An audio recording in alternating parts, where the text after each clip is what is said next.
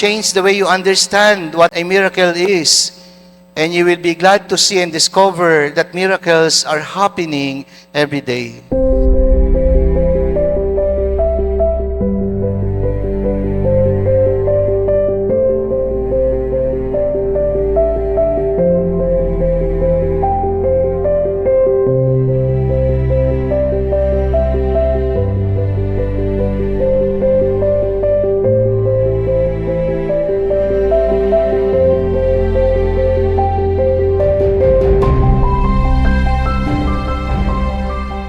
Saint Anthony came to be known by so many as a wonder worker of miracles.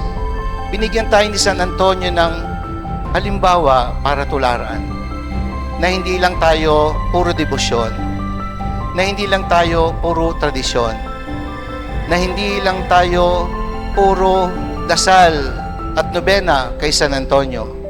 Kailangan ang mga salita ay ginagawang buhay. Kung paanong sa pananalangin at pangaral ni San Antonio, maraming puso ang nagbago at nagbalik loob sa Diyos. Si San Antonio hindi lang pala dasal, si San Antonio hindi lang mahimala, si San Antonio po, higit sa lahat, ay mapagkawang gawa.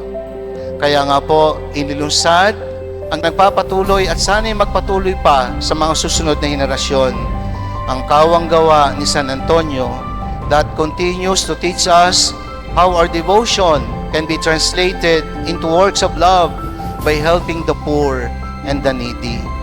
Kaya sana po, lalo tigit kayo pong mga deboto ni San Antonio, mga hermanos at hermanas sa bawat piyesta ng ating patron, ay maging kamanggagawa namin sa dambanang ito. Hindi lamang para magdasal, hindi lamang para magdebosyon, kundi maging daluyan ng pagmamahal ng Diyos, maging tunay na daluyan ng pagpapala at pag-asa sa mga nawawalan ng pag-asa sa pamagitan po ng pakikibahagi sa kawang gawa ni San Antonio. Kaya nga po, si San Antonio ay tunay na mahimala at ang himala ay nagaganap magpahanggang ngayon sa tulong ng kanyang mga panalangin.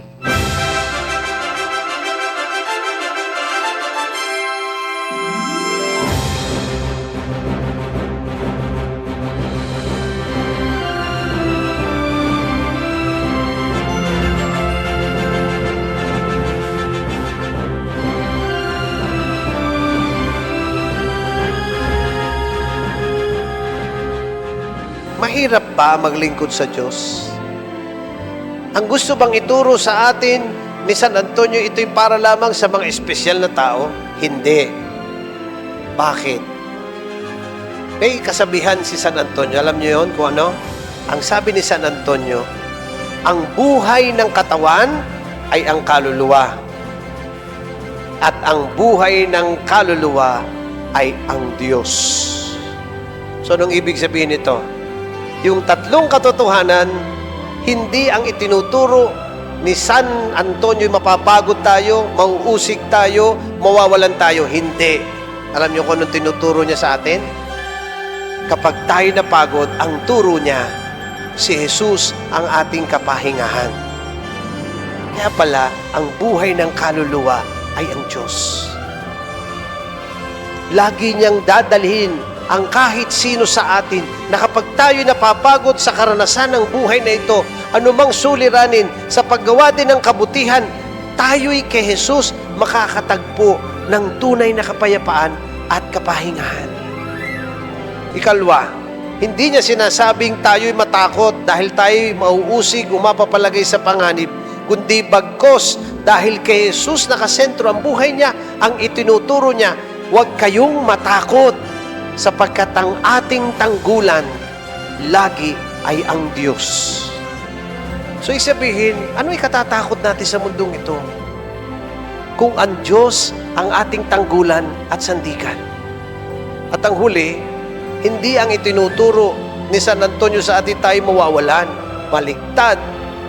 Kapag natuto kang magtiwala sa iyong Diyos, anumang iyong pangangailangan, ibibigay niya. Kaya tuloy, si San Antonio kilala na din sa paggawa ng napakaraming bagay na hindi akalain ng iba. iba ang sukat niya.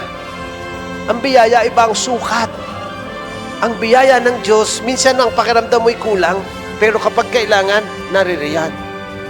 Kapag natutong magtiwala, katulad ng banal.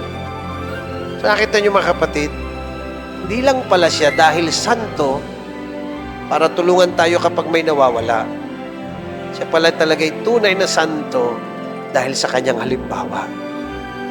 Kaya mga kapatid, sa araw na ito ng kanyang kapistahan, nawa po, huwag tayong makalimot na ang ating buhay pananampalataya ay nakatuon sa katotohanan ang Diyos ang ating kapahingahan. Ang Diyos ang ating kapayapaan. Ang Diyos lagi ang ating tanggulan. Huwag kang matakot gumawa ng kabutihan. Huwag kang matakot sa mga taong masama. Lagi mong panghawakan, hindi ka kailanman pababayaan ng Diyos. At ang huli, ang Diyos ang pinagmumulan ng lahat ng biyaya. Kapag mas kumapit ka sa mga bagay ng mundo, mas lalong kukulangin ka at mawawala. Pero subukan mo magtiwala ng buo sa Diyos. At ang biyaya mong kailangan, ibibigay niya sa iyo. Mga kapatid, patuloy tayong manalangin, humingi din ng panalangin kay San Antonio. At nawa sa kanyang tulong, sa kanyang pamimintuho, ang mga biyayang ating hinihiling, mapagbigyan ng Diyos. Sapagkat ang Diyos natin ay ang Diyos ni San Antonio din na nagbigay ng biyayang kinakailangan sa lahat ng nananampalataya. Biling din tayo ng panalangin sa ating mahal na ina, Birheng Maria, na laging pinangahawakan din ni San Antonio na kanyang ina na pinagbulan din ng maraming panalangin, nagbigay biyaya sa buhay niya.